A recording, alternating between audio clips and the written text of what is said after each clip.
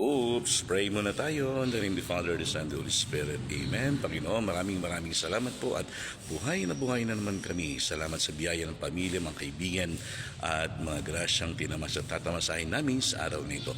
Panginoon, sa linggong ito, pinagdiriwang namin ang solemnidad ng iyong pagiging hari sa buong sangkatauhan. Nawa hindi maisip namin at maisapuso namin na hindi ang kayamanan, hindi ang mga talino, hindi mga bagay na tinatamasa namin ang maghahari sa buhay namin, kundi ikaw mismo na lumalang sa amin, lumikha sa amin, nagpatawad at nagpapabanal hanggang ngayon sa bawat isa. Ikaw ang maging hari ng puso namin, Panginoon. Sa araw nito, ilayo mo kami sa lahat ng kapamakan, ilayo sa lahat ng mga karamdaman upang may pagpatuloy namin mabigyan ka ng papuri aming hari.